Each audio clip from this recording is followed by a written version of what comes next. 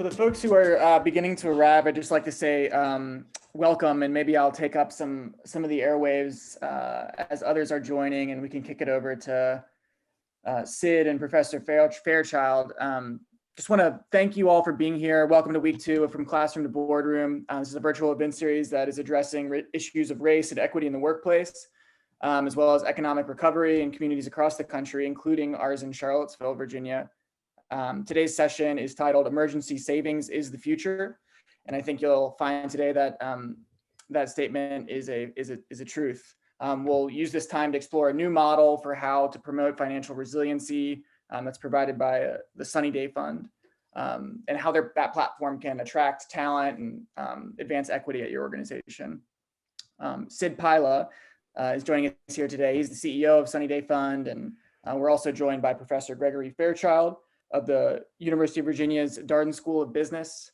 So gentlemen, I think I'm gonna go ahead and kick things over to you to get us started. Well, first, let me join in thanking all of you for being here. And I just want to take a minute and recognize that one of the sponsors of this whole series of events is Dominion Power.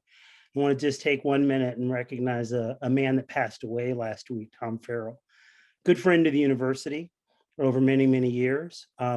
Someone who I can personally say was involved and cares a lot about some of the matters we're going to discuss today, both in a personal way and with this firm.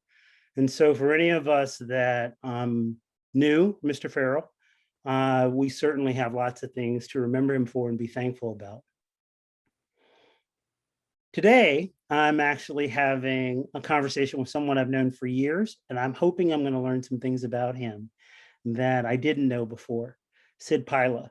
Hopefully many of you already know Sid, already know about him. What I'm really hoping is going to happen is we're going to have the type of conversation today that leaves many of us thinking this was worth the hour that we spent, and that we actually got an opportunity to, I'm hoping you can sit in and listen to Sid and I as we begin to talk, but I'm hoping what will also happen is that we get to hear from you and get some of the things that are on top of your mind. You know, I'm going to do a little stage setting, if that's okay with all of you, just to get us started. So this question of savings, emergency savings, you know, why would it be important? Why would it be something we care about? And you know, let's start with this idea that, gee, the last I checked, the stock market has been making all-time highs. Economy's great. Stimulus packages going out. For those of us that have 401k plans, be they through Fidelity, TIAA, CREF, Vanguard, the news is really great. If you're a billionaire, we know that billionaires had an amazing last 12 months. COVID was good to the billionaire class. So I just want to set the stage a little bit and say, some of you have heard that what we're having is called a K-shaped recovery.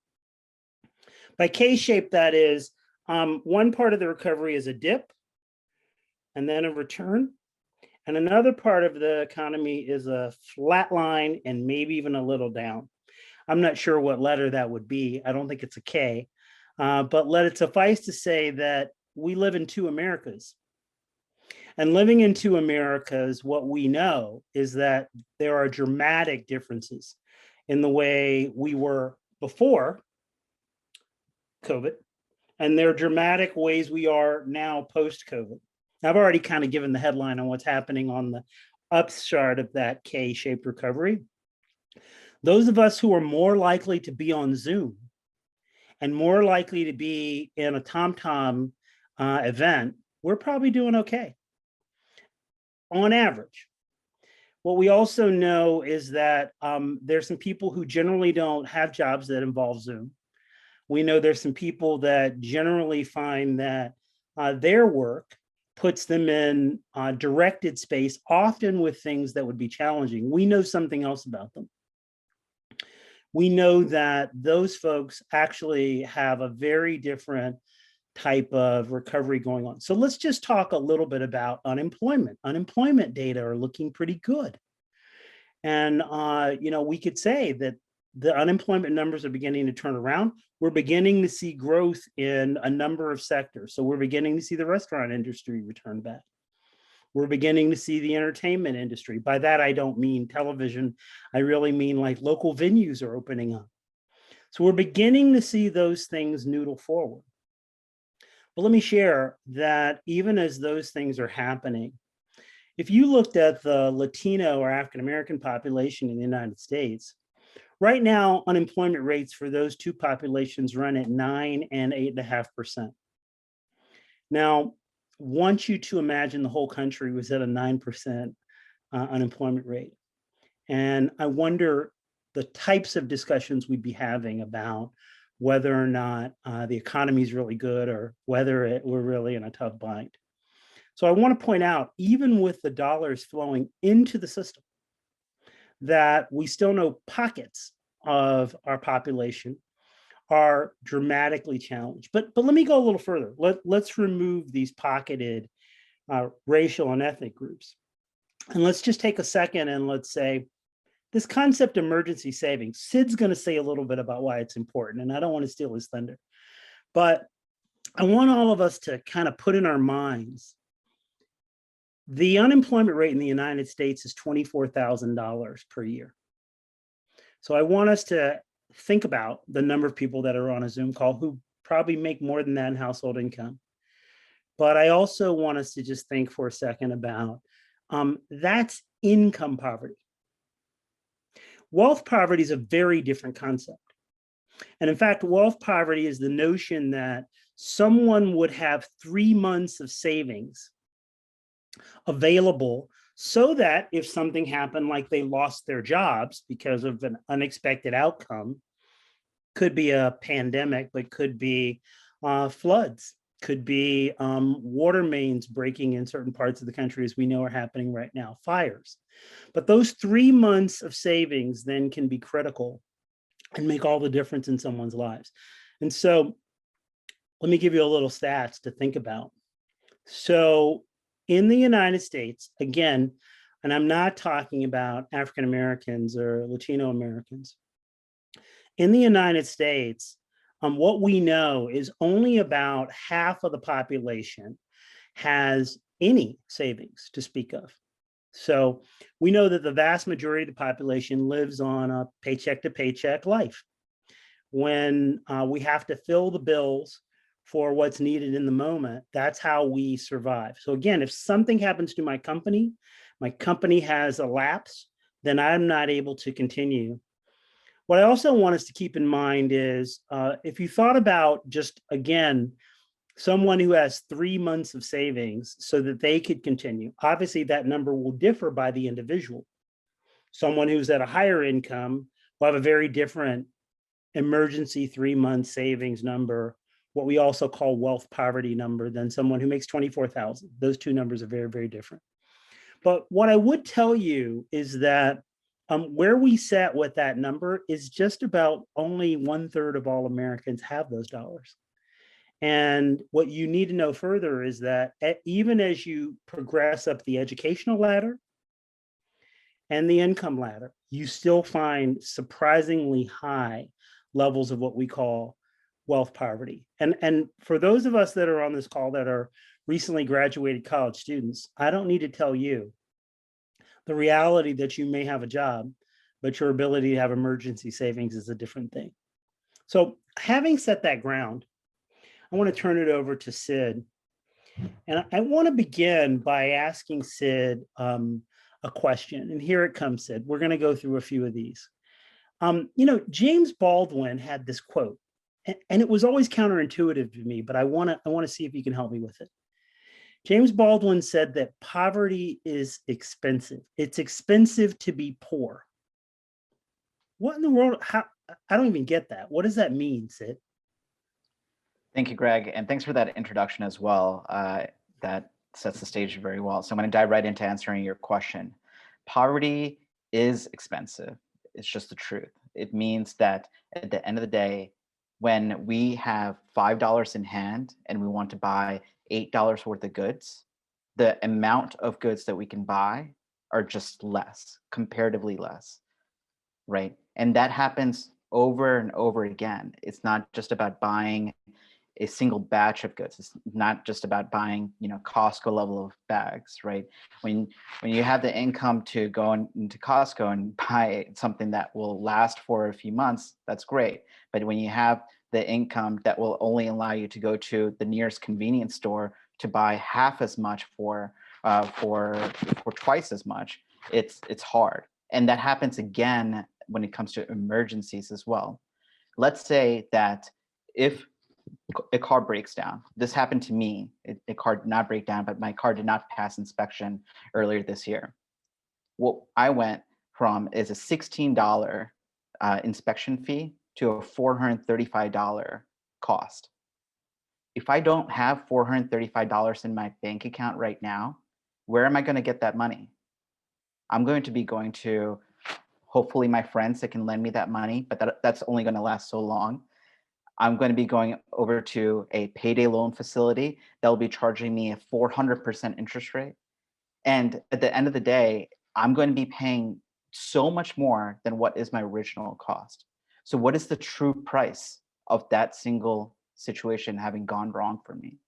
So when we say poverty is expensive, when James Baldwin says poverty is expensive, he's simply talking about all of these situations that we just don't have the slack to handle. That's what it means, at least for me. That's how it internalized for me in my life. Let me catch my mute button. We all know that Baldwin says this decades ago. Still true today. Contextually, though, Sid is so right. He mentions, and this wasn't planned, $430, I think, was the number you mentioned, Sid, to get the car repaired. That's right. To the dollar, that was $435 was the amount that I needed to pay this person to fix my car so that a sticker would be removed off of my car that says I couldn't, drive it, right? So by the way, if I didn't fix that, I would be pulled over by a cop, and then I would have another ticket on top of that. Or for some people, they don't go to work at all. So that's right. But here, it's funny that Sid chose this number, friends. So just so we're clear, according to the Federal Reserve, who did a study just last year, half of Americans, only half, have $500 saved in savings, $500 or more, only 50% of our population. So half of all Americans, if they were to have had Sid's problem, would not have been able to get their car repaired. Or if they did, they would then have zero savings. Just want to put that out there so that we're clear. Now, Sid, okay, so we're hearing you, it's hard to be poor. James Baldwin says it, you say it. Help me with something though. I mean, on some level, this problem that the poor face, isn't a lot of it avoidable? Isn't it, there are some behavioral things that the poor could do that could work themselves out of these problems that they face. If people just saved earlier, then they would have $500 in savings. Yeah, that's a great question, Greg. And I think I just want to say that it's not just quote unquote the poor, right? It's there's this sense that at least for some people that I've spoken with, that they're the quote unquote, again, the poor is this other category, but it just happens to be, again, the most of us, right? It's not that there are the other category. It's just when someone is rich, that's the other category, right? So I just want to say like we, rather than the poor, I think it's probably, if I can frame it that way, would it be okay for me to frame it that way? Sid, it's your show. Of course, it's good for you to frame it that way. And of course, let me tell you again why Sid is so right. If we're talking half of all Americans don't have enough money to deal with Sid's car problem, then I think we're talking about us. And what I want to reiterate that I said earlier is that 3 months savings number, well, it does get higher as you get up the income ladder. The number of people who can't meet it is still a very, very large number. So Sid, corrected, and accurately so. It is us. Keep going. Absolutely. So, when we're thinking about like the systemic barriers that existed to those savings forming in the first place, let's just explore that, right? From all the different reasons that we hear. The first one that we all hear is education. If I, not everyone is presenting their screen, but hopefully you're in front of a device that will allow you to react. Who here has heard that education is one of the reasons that people are unable to save or unwilling to save? Yes, I'm seeing hands all over the place. I'm seeing the reactions come in. So here's my opinion on that. I think education, sure, it plays a role. I have 4 degrees. Dr. Fairchild also has a PhD. We know that education is important. However, it's only a part of it. What we are talking about, saving, is something that is so innate to how we were starting with when we were kids. This is not any kind of new news, right? So the idea that people don't know to save is just flat out wrong. This is something that many people already know to do. So, okay, people know that they can save, that they should save. So what's the next step? They do it, right? So what has prevented people from doing it? Well, on the banking side, going in and opening a bank account is not easy. You have to have a few things. You have to have the documents. You have to make sure that you maintain a minimum balance. Otherwise, the bank will be charging you to keep the money in there. And the economic incentive for you to put money in there, as in the interest rate that they used to pay, is non-existent right now. Over the last 2 decades, the return compared to putting it in the market has been non-existent for you to put money away for 3 months, for a year, for even 3 years. Once Now, so you're yes, just for all of us, Sid's point is, yes, some of you are saying, well, wait, I've got an account and it has a nominal interest rate of 0.75. I'm getting something back. And just to level set for all of us, what Sid is capturing is we do have low inflation, but we do have inflation. And so when you combine those two things together, actually your money sitting in the bank is losing value as it sits there. It's either nil or it's losing value. Please proceed, Sid. Great. absolutely. And on top of that, the banks are also charging money to the people when they don't have enough. For example, if the minimum balance required I have a Bank of America account that I started on the corner of the university. And I know, because this happened to me while I was a student, that my balance fell below the $500 minimum several times. And I was completely blown back that the bank chose to also charge me another $15 a month for that purpose too. So not only is the inflation piece a problem, but the bank fees were also a problem.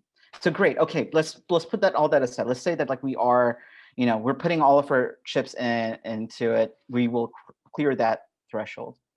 Now, what else has stopped us? Well, it just hasn't been easy to do. When you think about it, when you think about how easy it is to put money into a retirement savings account, because all employers now offer it, that's great. That's awesome. You can do it right away. But they will help you open the account. They will match some of the money that goes into it. There's tax advantage. There's a lot of policy, technology, and process infrastructure that has gone into supporting a $27 trillion industry that is the world of retirement savings.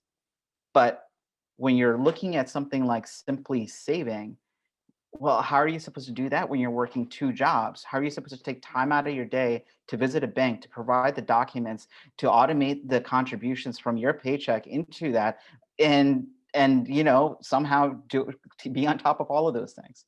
I think what has happened is it's gotten harder and harder for people to proactively save for themselves, just because the capacity that is required to do all of those things is high, and the cost to do all those things is high. You know, Sid, I want to, if it's okay, I want to tell two stories.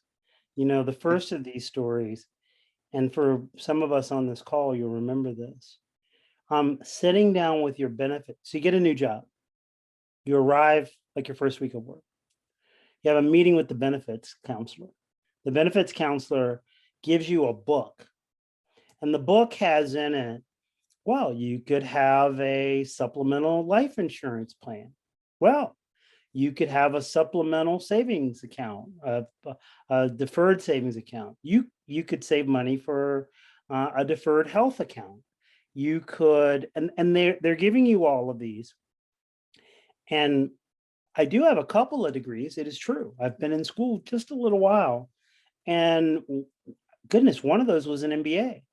And I'm wondering to myself as I sit in this meeting, and I've been in this meeting multiple times, I'm listening to all of this and I'm wondering things as innocuous as, well, really, would it be a good idea for me to put a full match into the company sponsored savings plan, or do I kind of need that money from some more immediate expenses? When I first did this, I was living in New York City and I was working in the retail industry. Well, half of my money went to rent on my shared apartment with multiple people. And the question of whether I should put my money into that and lock it up versus have it available for rents in New York City was a really uncomfortable question. But I've been through that process. By the time I get to the University of Virginia as a professor, I think I was now a little prepared for it, Sid. But I don't want to leave out, even for educated people, we know and the data show that the available options are still confusing, even for people who we think should know and understand these products. We further know from their behavior and studies of their behavior that a lot of very seemingly educated people do things that are not in their best interest, even in that moment. The other story I have to tell you all is, you know, for years I've worked in understanding better. And again, Sid is so right by saying not the poor, but people of moderate and low income in the financial institutions that serve them. And I'll tell you, there are some fascinating things that you learn. And there's one of the stories I'll never forget is that a number of people are aware of the time of day that their direct deposit actually becomes live in their account. I don't know if there are any of you on this call right now, but there are people that know that if I got paid the prior week, the following Thursday at 2:37 p.m., the money will become available. And the reason that's important is because people are trying to avoid those fees that Sid was talking about. And they literally will hold transactions until if it's 2:37 on Thursday, they'll be ready to pay their bills at 2:40 on Thursday. And this type of logic is a very real logic in which some of us live for short periods of time. When I was in college, when I was freshly out of school, working in a low-paying industry, some of us live like this all the time. And I think this is part of what Sid is trying to bring out in our understanding. And we're going to begin to get to his solution. So Sid, please continue. Absolutely. And I think, you know, when you started talking about the world of 401ks and how those benefits are confusing, I hear that all the time. You know, we've conducted hundreds of interviews, not just with employees and workers in general, because some workers are not employees, right? They're contractors. There's an entire conversation to be had on that side. But also in like when we're talking with employers, there's so much that goes into an employer's decision to offer a menu. And that menu is supposed to be catered. It's supposed to be so good and it's supposed to be perfect for that workforce. It typically has the entree as health insurance, But also, if they want, they're springing for it, it has the appetizer of a 401k, right? And as Greg was talking about, the 401k is the primary financial benefit, not healthcare. Healthcare is its own world. 401k is the primary financial benefit that employers consider as something that is helping the financial well-being of employees. Now let's tease that out for a second in 3 ways. The first one is, okay, if that's the primary way, how many people are doing it? Roughly 160 million American workers, right? Across America, 160 million American workers. And right now, some of those workers are not working. Let's just remember. Of those, about 100 million are not choosing that 401k option, or are you choosing a limited version of that 401k option? And by the way, I'm including here like the 403bs and the other comparables in there as well. Okay, well, what happens if we force people to do that? I understand that. That makes sense. We all should be saving for our retirement. That is, for some of us, is 10 years away, for others, maybe 30 years away. But we all should be saving for retirement. Well, if most of us are living paycheck to paycheck, if something does happen, if they have that $435 expense like I did, what happens is I need to tap into that 401k.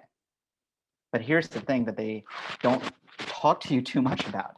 The fact is, if you tap into it, you're essentially walking away 60 cents on the dollar of what you're seeing in your 401k, because it's designed to only be accessed after you're 59 and a half. And there's so many penalties to prevent you from accessing it from beforehand. I mean, yes, there's growth and everything, but it does not meet the use case. It doesn't meet the story of a majority of American workers.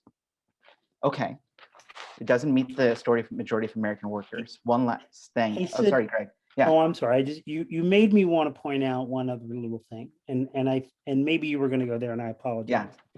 Yeah. I think the other thing that I've experienced in talking with people is, look, thinking about what I'm going to need when I'm 65, 66, 67, when that's decades away, I'll catch up.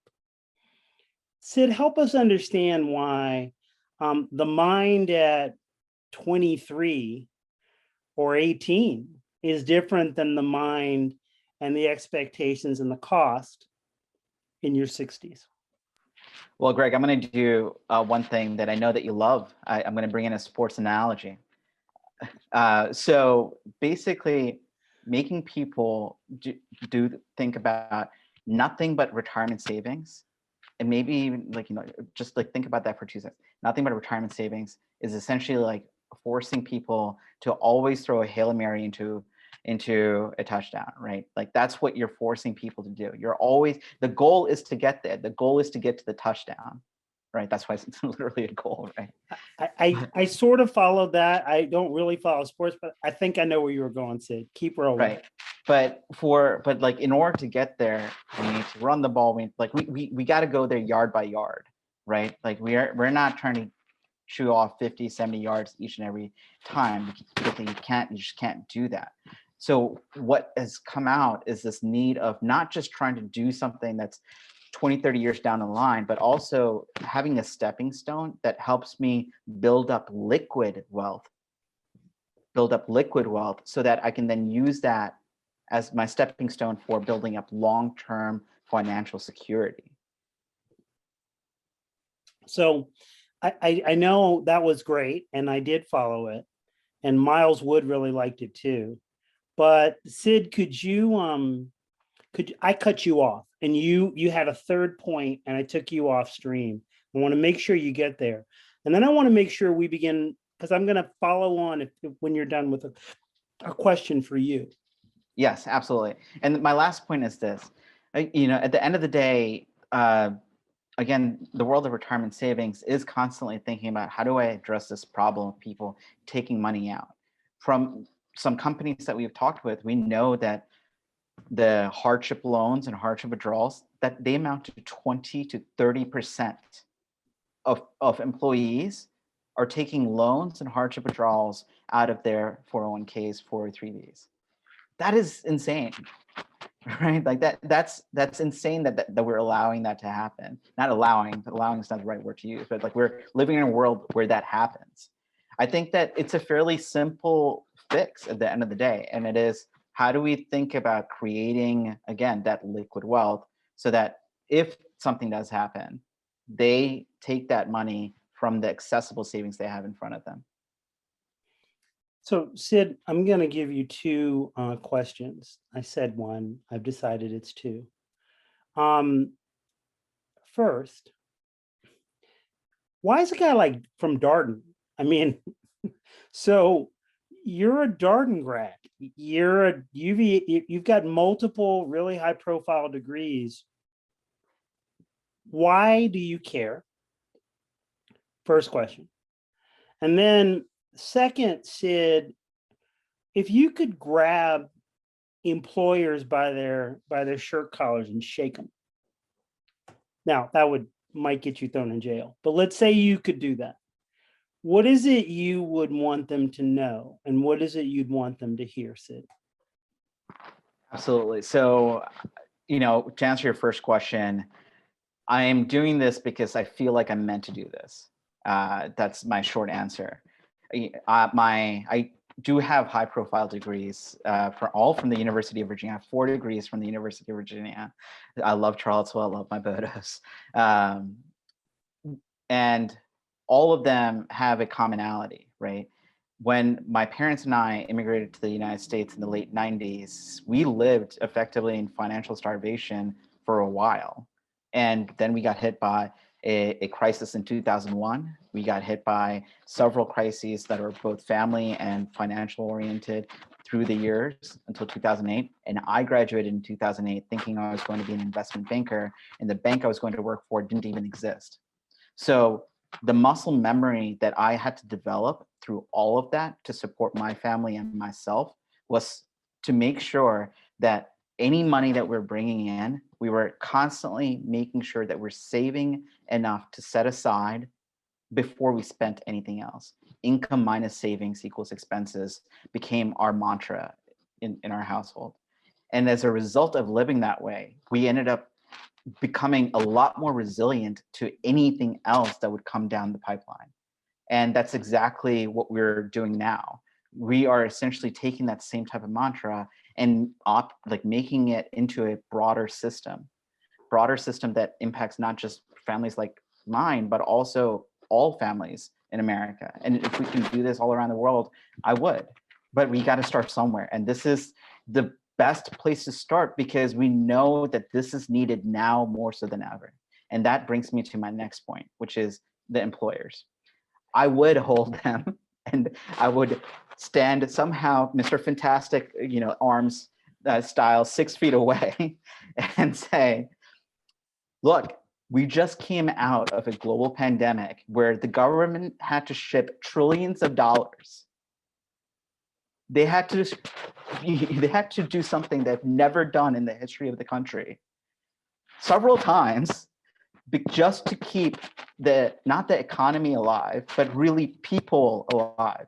Every time that they say it was to keep the economy alive, you got to understand the economy is just an outcome of the people that are living, right? In order to keep those people alive, the government had to pump that money in. What if we can create a system? What if you can be a part of a solution that helps your people live better, and that in general will help you save money too, right? What I'm telling them is not something that's going to cost them a lot of money, because what I'm telling them is a way to attract people to come and work for them. We know that people that have Sunny Day Fund feel passionately about it. They love what we're doing. They would go to another company and work for that company if it had Sunny Day Fund, right? That's what we're telling the employers, that this is the time to do it. Coming out of this crisis, it's your duty to do it, that it is, and that you're incented to do it too, because it makes good business sense. Well, Sid, let's say, okay, they put their collars back together. Okay, thank you, Sid. For the rest of us, let's assume you empower us to go talk to our own employers. Let's say our employer is the University of Virginia.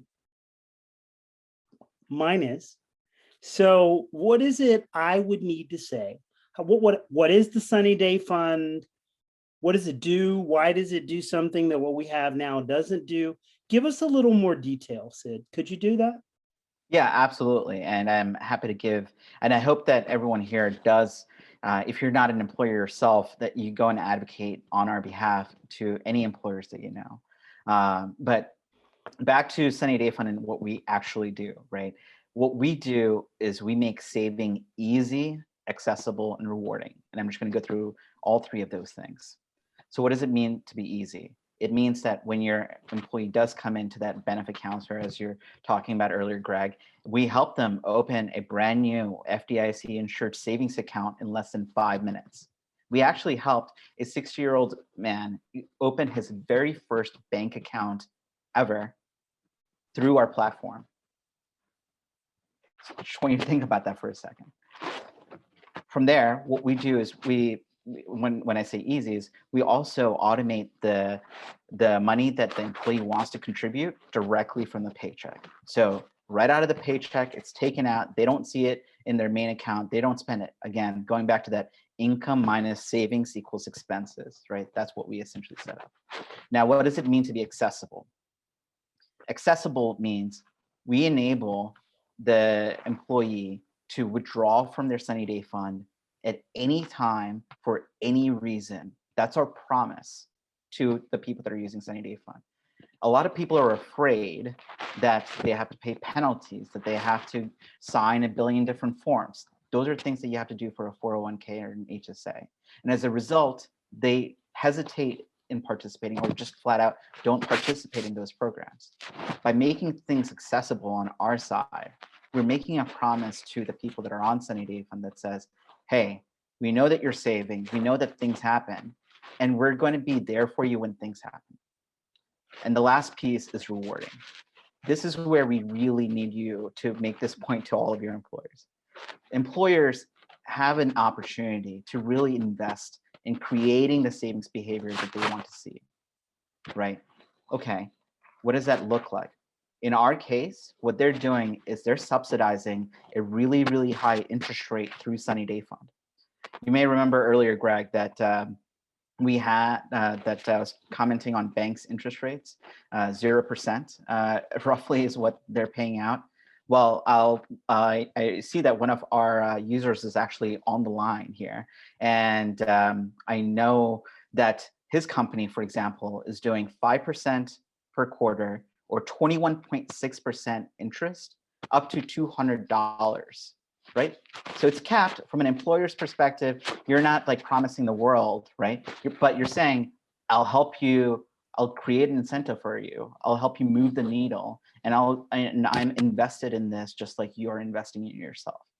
So all those three things together, when you make it easy, when you make it accessible, and when you reward that behavior, creates an outcome where people build balances, become positively influenced by the company, and start loving the company for creating that culture.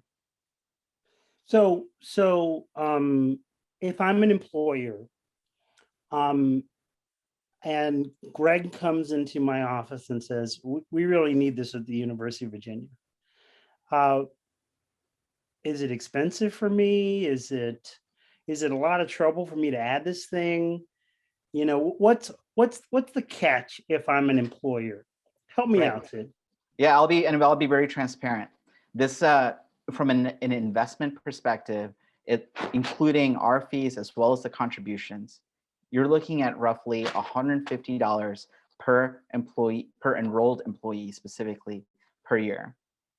And depending on what you set your the total contribution cap at, that interest cap that I was telling you about earlier, as balances develop, that may increase slightly higher, closer to what that cap is, right? It's never going to be exactly what the cap is because people are using this as a way to, again, handle emergencies and all this type of stuff. So that's what it is financially. Now, you bring up another point. There's this assumption that people are saying, like this is gonna this is going to take me days and months. I need to put like 15 people on top of this project in order to roll it out correctly and all of that. It takes hours, and we've done it over and over again. We've developed the material. There's a reason that we are finding success in our early clients, and it's because it is simple.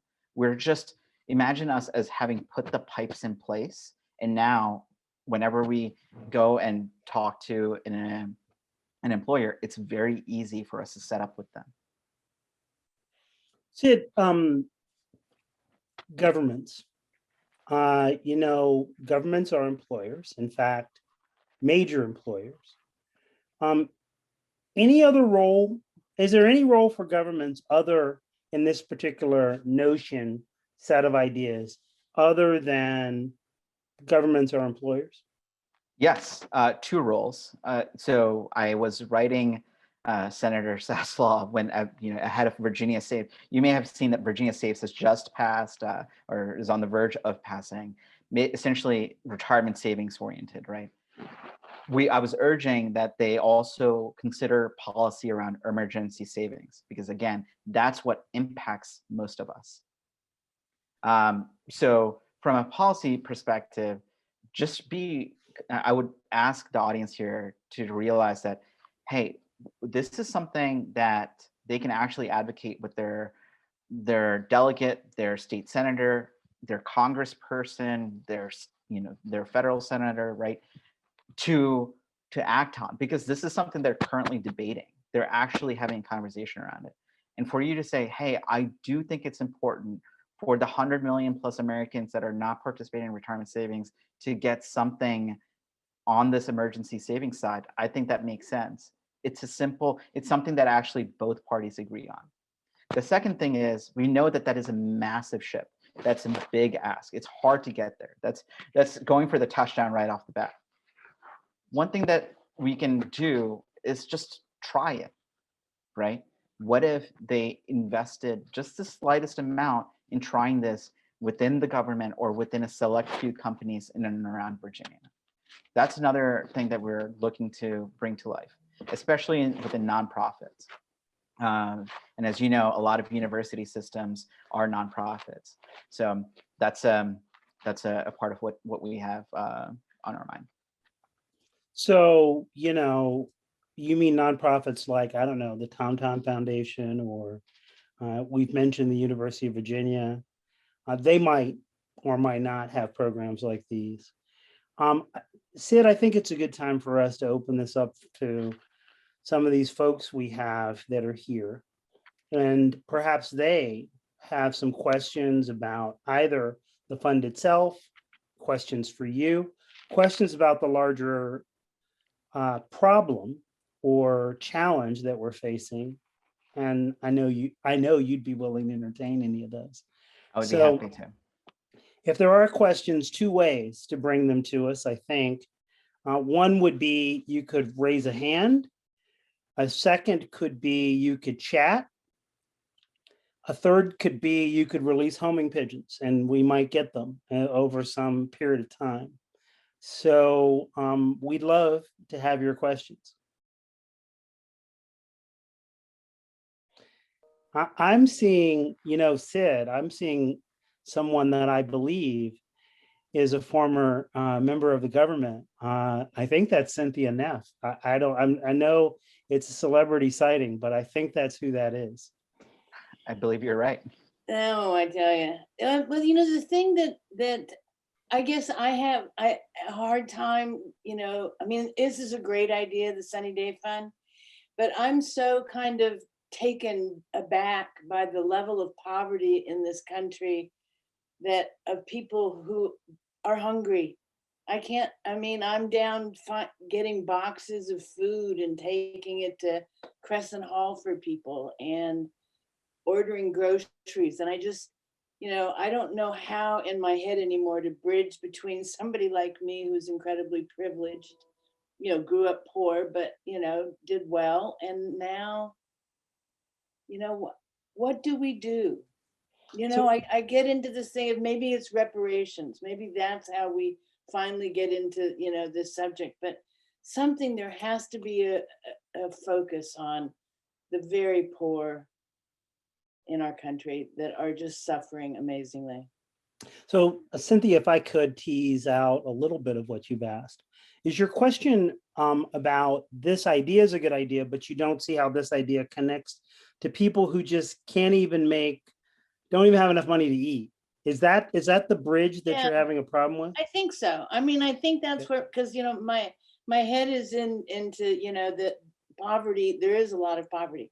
But even when you were talking about that people go to their benefits department, most people never go to it. I mean, they don't have a benefits department, even if they have a job, because they have a very low paid job that That's may right. not even come with benefits. And I just don't think we have a movement afoot.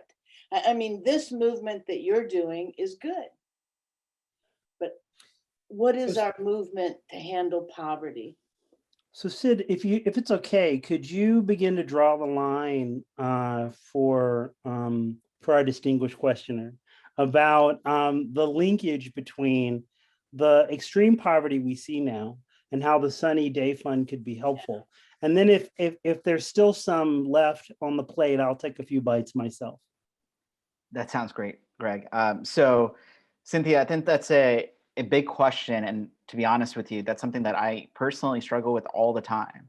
Yeah. And I think that the way that I've come to settle on it myself is this, right? Let's start again, looking over at that first, looking at our American workers is what I've started doing, right? Like I have to kind of like boil the ocean down at least a little bit and said, okay, we have 160 million American workers. We know that not all of them are earning minimum wage. If you're looking at that tiny slice of people that are earning a lot of money, and then you're looking at that big middle that are earning anywhere from $12 an hour and above, and then the people that are truly earning the minimum wage of $7.50 all the way up to $8, $9. What you start having is this idea of like, okay, there are people that are again living effectively below poverty, and there are people that are living at poverty and levels as defined by the federal government and above. What we are doing is saying, okay, when you are living, not even paycheck to paycheck, like negative paychecks, it's hard. It's hard to do anything at that point. I'm sure that there's other places like social services would need to come into that picture one way or another. But as people start living at higher income levels, when I'm saying like higher, I mean like really $10 an hour, $11 an hour, $12 an hour, what is happening is you're starting to have some slight access becoming available. At that point, again, are you, like Greg pointed this out, are you going to take that money and put it away in retirement savings, not unable to access it for the next 30 years? It's hard to do that. For that group of people, as they're starting to build their own social ladder, we want to be a couple of the lower rungs. That's as simple as it is. And I think that those rungs have just continued to be missing. So we really see ourselves, again, as a way to, bridge the gap that's missing between people that are earning an income, starting to earn more and more incomes, because at the end of the day, let us admit it. We're going to even if there's a government movement for a minimum wage, let's just realize that employers are starting to do $14, $15 an hour. People like Network to Work are starting to partner with great employers and convincing them that those are the wages that they need to be providing. That movement is already happening.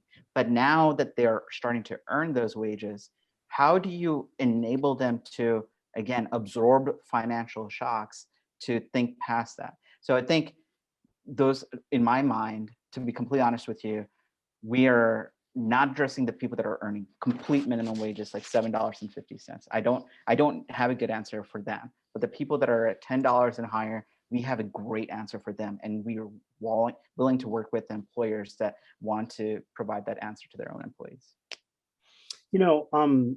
So I think part of two answers, or an answer and a proposal.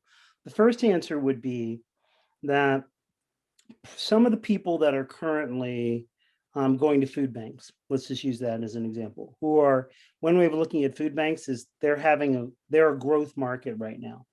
Yeah. And one way of thinking about this is there are a lot of people that are going to food banks that would have never thought they would have been. Now, Yeah. if a product like SIDS were in greater supply, then some of those people that are on those food banks might not be there. Now, does that mean the food banks are going to go away? Not at all. But I do believe this bit of cushion Sid is talking about becomes important. And I want to point out that there's one other aspect. You know, we absolutely know that when we compare the US's safety nets to, for example, Western Europe, we know that ours are far less or less structural than they are in say, Western European nations. Some of you may say, well, we don't want to be there. That's fine. I'm just making a point. One of the things about the notion that Sid is providing is the feeling of self-efficacy and self-control that people get out of the well of funds being their own. Even if the subsidies that have been added came from elsewhere. You know, there are a number of studies that look at very low income people that take programs like the program Sid is providing, not his, because these were done years ago, and just minimal savings for people who don't usually save. The accumulation over time means a lot for them. That it's a sense of accomplishment. Some of us may think the money's being put away, but actually the mental bank and the psychological reservoir is building up as it goes along. The second thing that I would point out. Greg, may I interject there just for 2 seconds? Sorry. No, come on. That is such a great point, and that's the entire reason we're named Sunny Day Fund. So I just wanted to jump in there. So that aspect of dignity is so important, because part of what we're doing here is not just dollars and cents. It's the way that we are approaching the level of comfort and confidence that we have with our own financial well-being. Full stop. When it rains, having a rainy day fund is good, but having a sunny day fund means it's something that you're looking forward to. Like, even when it rains, you're going to make it shine. That's like, it's just a psychological shift of mind that is so powerful, that dignity is so powerful. We cannot discount that aspect of it. Sorry, Greg. No, not at all. It's like I said, the right phrase. You know, you all think Sid and I spent a lot of time. We really didn't. But he's right. This is proven in the data. You know, the other thing I think that we could think about, particularly at low income levels, is the Sunny Day Fund or funds like this. Employers could decide, and they would need to decide this, that they could even have a much larger subsidy matching for people of very low income. So for people at, Sid, your true minimum wage, we could amp the incentive for those individuals. Now, you're amping the incentive for people that dollar per dollar are not making as much money. So the actual incentive may not be that great if you think about it in this sense. But this is about the will of employers and the will of individuals to agree to this type of system, as opposed to the will of governments to create such a system. And that, in some ways, is the magic of it. It's also the challenge of it. This is a joining up process rather than an imposed down process. And I think that makes some of it challenging. You know, Cynthia, again, I would love to have a longer discussion about other avenues that we can think about. And I bet there's some other Tom session where they're talking about reparations. Yeah. You know, I've always, just at a personal level, I've learned a lot from you over the years, and I was so glad to see you here. Oh, thanks. And I appreciate the conversation. This is great. It's really great. Well, I did want to say, if there are any other questions, we have exactly 4 minutes So if there are any other questions, now's the time.